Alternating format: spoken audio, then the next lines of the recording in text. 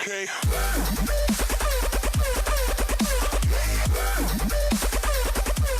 Hey, what is going on, ladies and gentlemen?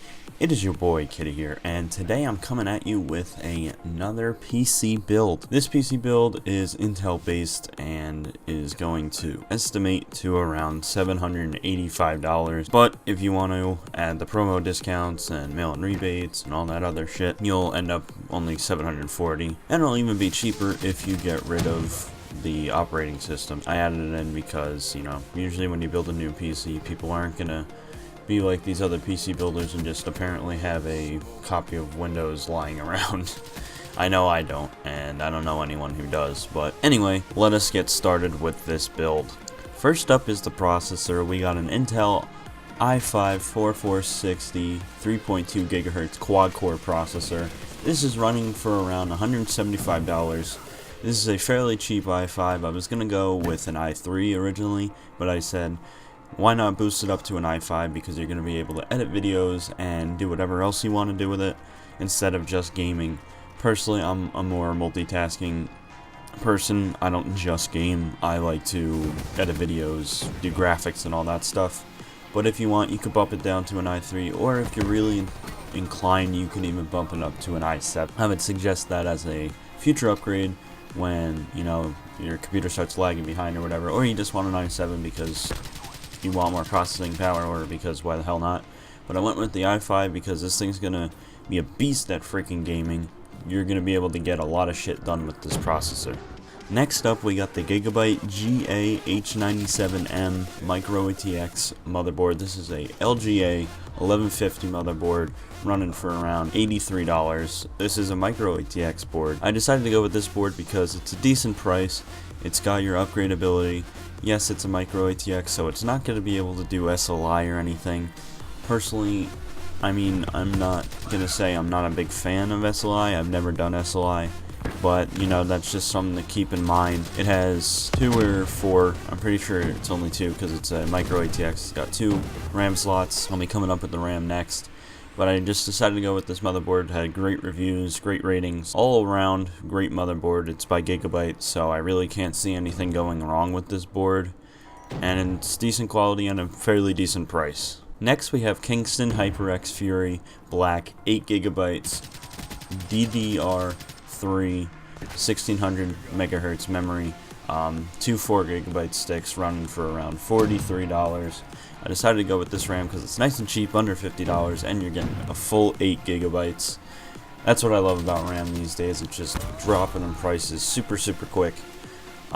You know, it's not the highest frequency RAM. I'm not even sure if the Gigabyte board can take higher frequency RAM, but you know, this is the standard these days. You can get away with 1600 megahertz fine. It'll run all your games and editing and everything great if you really want to. For editing and stuff, I would suggest at least 16 gigs maybe. So, you know, keep that in mind. But for now, 8GB is going to run fine for games now and definitely in the future. Next, we have a Seagate 1TB hybrid internal drive. Yeah, this is a little odd. It's running for around $70. I just decided, because screw a regular hard drive. Plus, not a lot of other people make build videos with hybrid drives, and I feel hybrid drives don't get enough credit. I personally don't have one, but I was planning on getting one sometime soon, and honestly, they're fucking awesome. They're pretty much a hard drive combined with a solid state drive, and it's not as fast as a solid state, but it's pretty much a mechanical hard drive that's 2-3 times faster than a regular hard drive. So you could throw your games on here, your operating system, everything's going to load up not as quick as an SSD, but definitely quicker than a hard drive. So you're going to be able to access all your files and stuff much quicker than a mechanical drive. Next, we got the graphics card. We're going with the EVGA GeForce GTX 960 2GB graphics card. This isn't the best graphics card in the world. This is definitely going to be able to do 1080p gaming on decent to high, maybe even max settings on some older games. And it's only running around $175 currently, which is really fucking cheap for this card. That's really awesome. It's a great starting card. I actually started with a Radeon 280.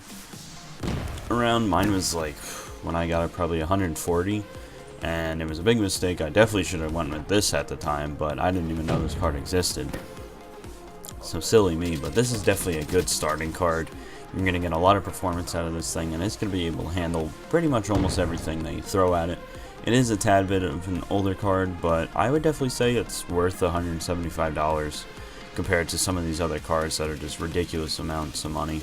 But, you know, and it's also not too expensive that you wouldn't feel too bad getting a new one. Next, I got an NZXT Source 210 white ATX mid-tower case. I was actually going to go with black, but the white is a tad bit cheaper, running for around $35. It's a great case. Yeah, it doesn't have a side window. I was trying to get that in, but all the side window cases for some reason are more expensive than they usually are. And I kind of want a really cheap but good case. And NZXT, you can always trust them with cases. I currently have a case by them. I fucking love the shit out of it. It was like a $120 case though, but still they make quality cases. And this is going to be able to hold all your stuff, and you know, it's going to have room for your graphics card. You should be able to actually hold any other cards if you need an upgrade.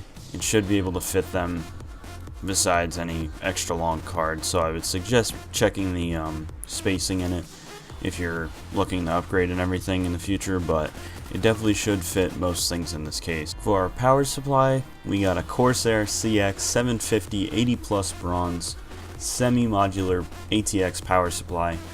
This thing's running around $70, and I decided to go with this power supply because personally I think modular or semi-modular power supplies are definitely a big fucking go nowadays, considering that a lot of cheaper end cases such as the NZXT one we have here, the 210, it's hard to, you know, fit all the wires in there, and you know, it's just easier to have less wires in the case, and all the ones you don't need you don't have to have in the case. With a regular power supply you do, and personally I just find that to be a pain in the ass with my old PC.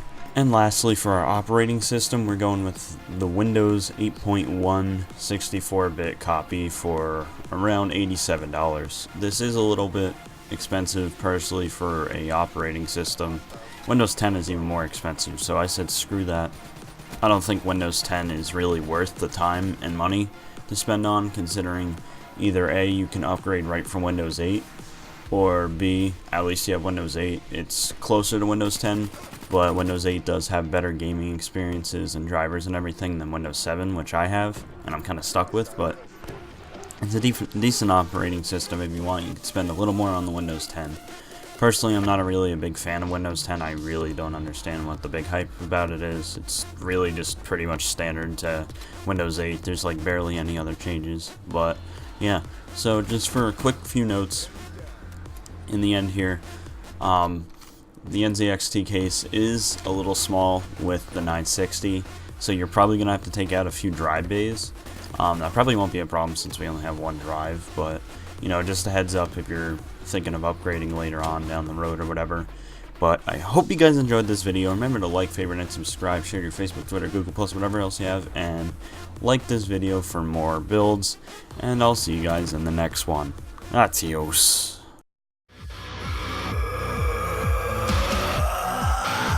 That's such a breaking point!